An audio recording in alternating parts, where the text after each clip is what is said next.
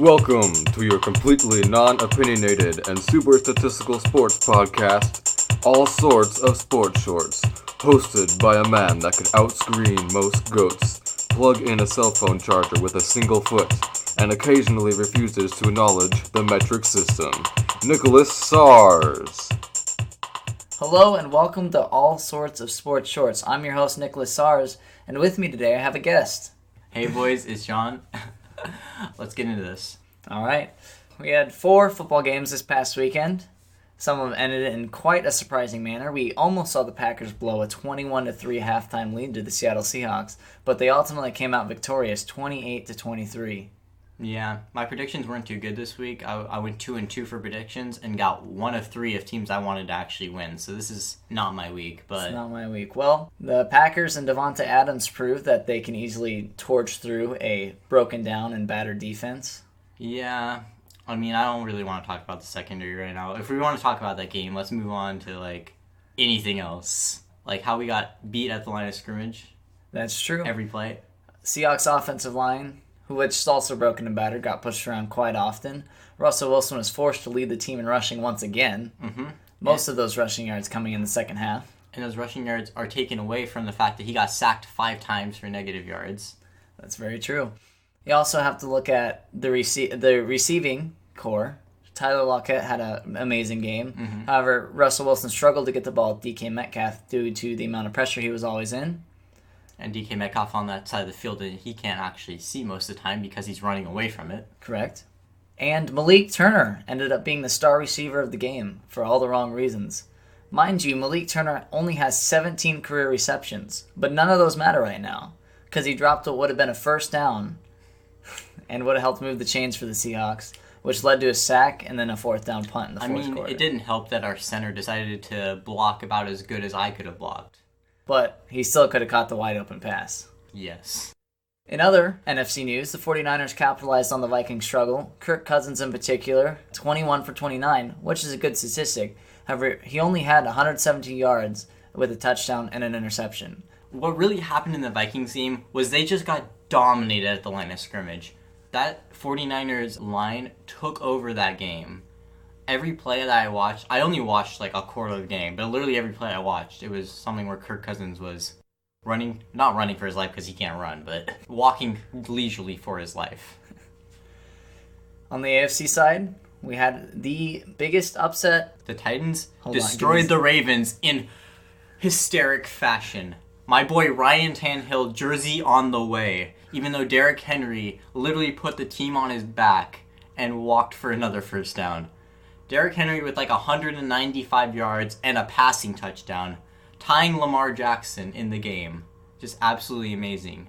I think this game proved that Lamar Jackson is only as good as the team is around him.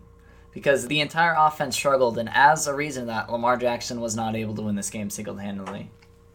Lamar's team dropped so many crucial passes on 3rd down. I felt like I was watching the beginning of the Chiefs game where Travis Kelce and Tyreek Hill decided that they were going to play Pee Wee football. Speaking of the Chiefs game, they put on so many fireworks that they actually ran out of fireworks to celebrate in the stadium. That stadium is a bunch of stooges and sellouts. Let's be honest, if you're watching a Chiefs game, you expect there to be 70 points on the board by halftime. That's true. Well, they didn't score any points in the first quarter. They were down actually 21-0. However, that didn't stop them from beating the Texans 51-31. That's kind of what happens when your quarterback sets a NFL record for most touchdowns in a quarter. And when you're facing a team coached by Bill O'Brien who doesn't like to win playoff games. It was like watching college football almost. The way they scored. I want to talk about how the Chiefs, just when they started turning it on, the Texans just kind of forgot how to tackle, it seemed like. I will say that the Texans' defense, once Chiefs started to make a run, they were flustered for the rest of the game. And they probably got tired, too, because Deshaun didn't stay on the field very long. Well, now that we covered the last games, why don't we go ahead and get into our predictions for the championship weekend, who we think is going to get to the Super Bowl. So to start, I have a prediction from ESPN analyst Jordan Schultz. Do you want to say it? Oh, okay, so we're not that cool. He's not actually on the show. However, I DM'd him, and he responded by saying he believes it'll be the Chiefs and the 49ers. Do you have any remarks on this, John?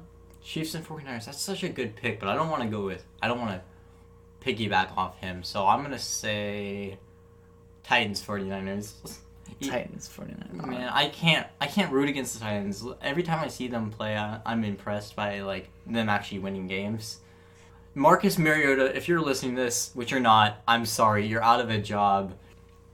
Well, based on what you said, I think the way the Chiefs play offense, they'll be able to get it done. However, if Derrick Henry is able to get over 160 rushing yards, I think the Titans are going to win this game. So I think the Super Bowl, we're going to see the Titans and we're going to see the 49ers, because I don't think the Packers are going to be able to dominate the line of scrimmage against the 49ers. Whoever comes out of the AFC, I want them to win.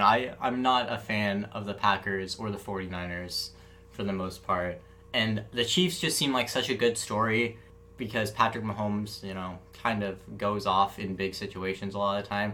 And the last game they played last playoff season where they just kind of lost was kind of underwhelming, and that's just not how I want them to go out. I want them to go out with a bang if they're going to go out. And the Titans are just like the ultimate underdog in this, aren't they? Would you not agree? I would 100% agree. Titans are basically Cinderella story at this point. And we all know how the NFL loves Cinderella stories.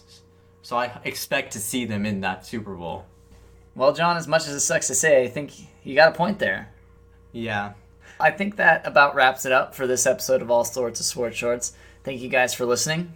See you next time when we talk about hires being made by NFL GMs and whatever you wanted to talk about. Yeah, I would like to bring up the fact that NFL fans are the worst. Well, that'll be interesting. Stay tuned. If you enjoyed this episode, go ahead and leave a review, share it with a friend, whatever you got to do.